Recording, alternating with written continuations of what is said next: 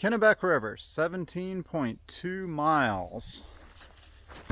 To get over the Kennebec River, I have to go with a guy who's paddling a canoe, and he only does that from 9 a.m. to 2 p.m. today.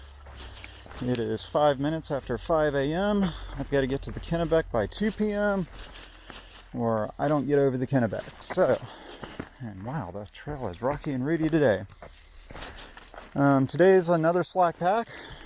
Slack packs are nice. I enjoy the longer trips and getting lost in the woods, but the slack packs have been very nice for this area because the terrain has been difficult. Oh, it's kind of chilly. I'm in shorts and a t-shirt right now, and I just covered my arms and legs in DEET, and I'm chilly right now. It looks like I get to ford this raging river here. Let's see. On the drive to the trailhead this morning to continue where I left off yesterday, we saw a moose. So when you're driving here, you have to be very careful not to hit moose. And now I understand why. They don't tend to think they need to get out of your way when you see them. Hey, Mr. Moose, if I were hiking and we were going opposite directions on the trail, would you get off the trail for me, or would I have to get off the trail? How does that work? Okay, see you, Mr. Moose. Oh, trail goes this way. But that was very, very nice. Seeing Bear and Sting and I were all excited. We had a real moose sighting. Saw a moose yesterday, but it was more of a partial moose sighting yesterday. I just kind of saw pieces of him as he wandered off into the woods. Okay, that's it. Can't mess around today. Gotta make good mileage. Okay, I'm making real good time. The trail's been pretty good by Maine standards. You definitely have to be agile. This is a little bit better part of the trail, so I pulled out my camera. And I was just thinking how all these videos kind of only capture a small part of what it's like to hike the AT, because the thing you don't get on video are all the little interactions you have with other people. And it was funny, I met two hikers yesterday. They were making good miles. They were Nobos from Springer, doing excellent in terms of miles, and we were kind of talking about the trail and the wet spring and the mud, and they went through Vermont slightly later than I did. So I asked them about the mud, and it's funny, they both just kind of looked at the ground and were like, oh, no, I cannot talk about Vermont. Vermont was tough for everyone this year, just epic amounts of mud, and it's hard to describe how much energy and strength it takes to walk through and around all that mud, how deep it is. You know, it has nothing to do with not wanting to get your shoes muddy. And it's just these things that are just like, you don't have these kinds of experiences anywhere else. It's like when Perry and I came out of Eagles Rest Shelter, and we just did a blazing 10 miles down into Port Clinton. I mean, what's this? A tree in the trail. All right. He hikes a little bit faster than I like to. And if you know, I guess we all have our comfortable speed. The problem with moving too fast is you don't get your foot placement quite as good, and then your feet start to hurt early in the day if you're not careful about what you're stepping on. So, you know, we do that steep decline down into Port Clinton, and he had planned to, there's hardly anything in Port Clinton, but there is a BMW motorcycle dealer, and one of his crazy ideas was buy a motorcycle and drive it home from Katahdin. And so, you know, we sleep out in the woods, we hike 10 miles at 10 a.m., you know, here we are at a BMW motorcycle dealership. It's just, these are strange, wow, mud here. These are strange experiences that you will never have if you don't hike the AT.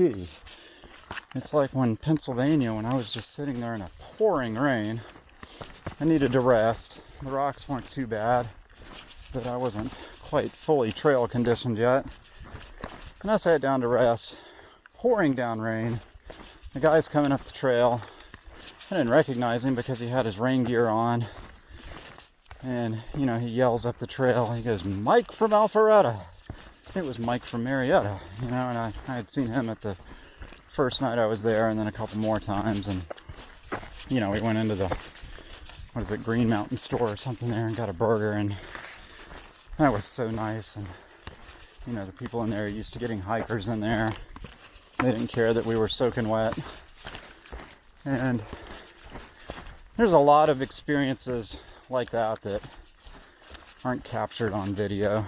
You know, it's like yesterday when, you know, there was a long section without water yesterday. A southbounder had told me, I forgot which lean-to it was there. You know, there's a tiny spring, which was in my guide. He said, get water there because the water sources in the guidebook further up the mountain are dry right now. You know, we go to the spring. There's 2 other hikers there and we're looking at it. It's completely stagnant water. And, you know, we filter it anyway because it's all we've got. So, these are all the little things the video doesn't capture. You know, the video just captures me walking through the woods. It captures the nice views. Captures the daily mileages and a little bit of the plans and all that. But there's a lot of it you don't see.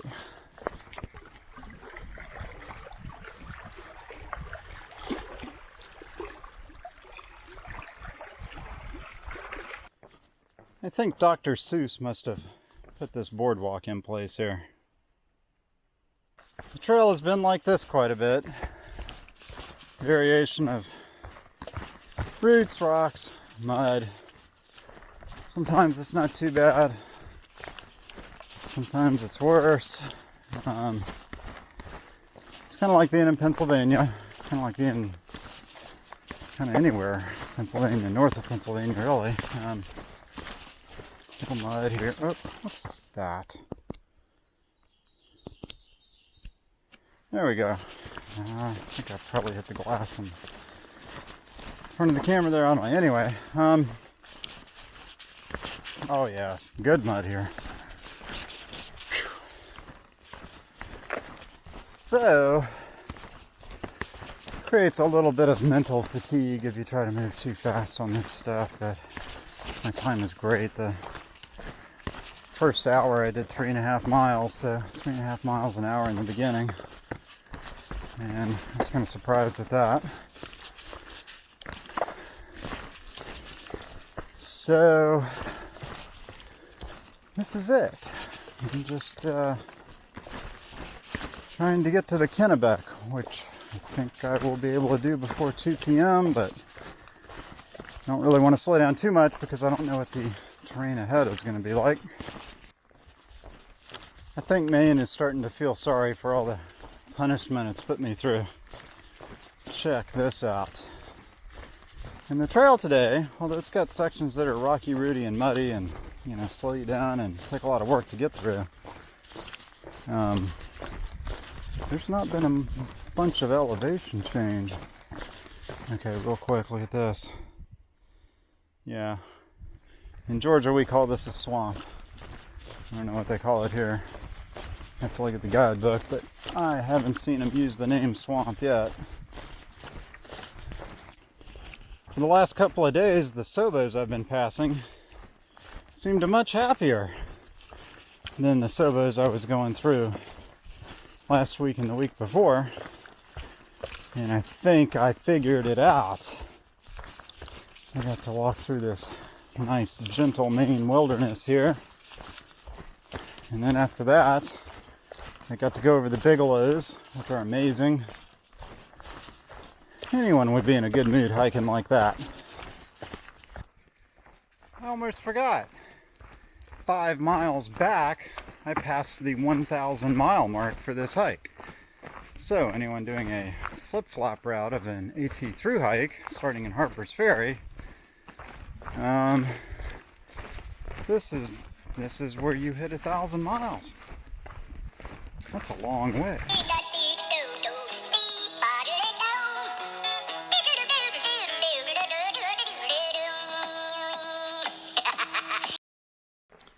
Oh look, it's another set of boardwalks designed by Dr. Seuss.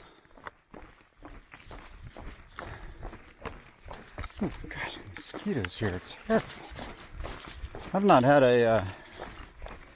really an issue with bugs too bad at all. You get into places where they're bad, but it's not really been an issue. They're starting to come out this morning. This whole hike today is at a lower elevation than anything else in Maine that I've hiked. Oh, looks like there's a big pond up there again. Another amazing Maine pond.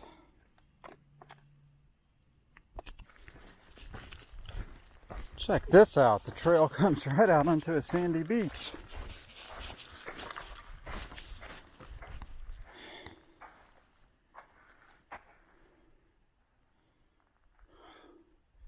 Yes, I'm tempted to just go swimming.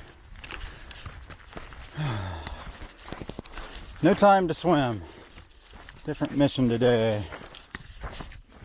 I don't know if I said this already, but the Kennebec River, for a long time, hikers would ford the river. They'd walk through it. But there's a dam, water gets released at irregular intervals, and so you can't be certain what the water level is even before you start going across the river. And the water's cold, of course, especially the earlier in the year you do it. So people have died fording the... Whoa! Yeah, there's snakes in Maine. Tiny ones, not poisonous, not venomous, but they're here. So, anyway, they have someone who volunteers before July 1. He takes you over in a canoe between 9 a.m. and 12 p.m. After July 1, the hours are 9 a.m. to 2 p.m.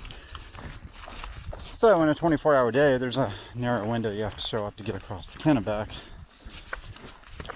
And that is why I am rushing to the Kennebec this morning. On the other side of the Kennebec is the town of Caratunk, Maine.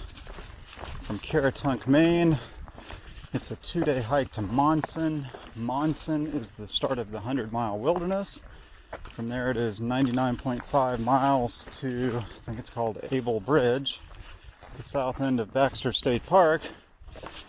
And from there, if you really want to push it, you can do the 10 miles up to, I believe it's the Hunt Trail, and then go to the top of Katahdin and then back down all in one day.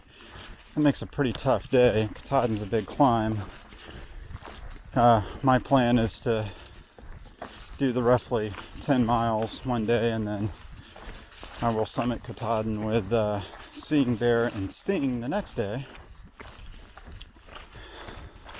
So anyway, that's basically the last remaining hike here in Maine. Just about a week's worth of hiking left. Maybe just a day or two more. Kennebec River, 7.9. And the time, hang on one second. It is, come on, 8:24 a.m.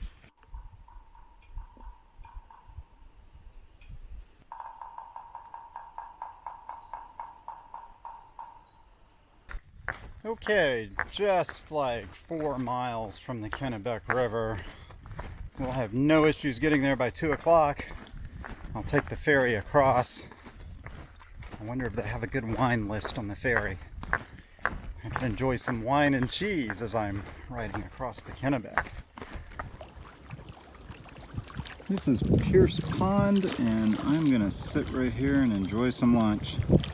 This breeze coming off the pond is really nice. The bugs have gotten real bad. The mosquitoes have been getting me, but when you sit here, there's no mosquitoes, so this is a really nice break.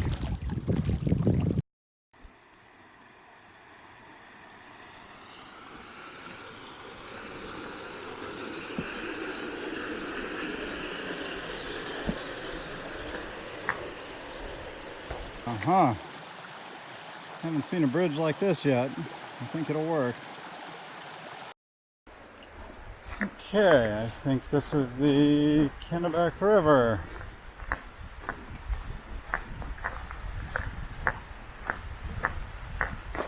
Danger! Hazardous crossing. Water may rise 2 to 4 feet without warning. Bottom rocks are very slippery. Please use ferry. Okay, let's see if we can find us a ferry.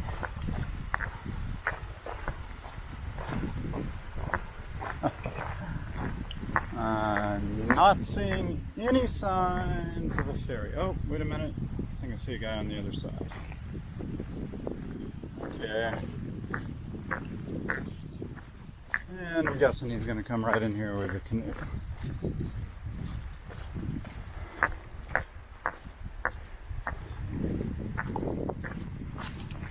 Aha!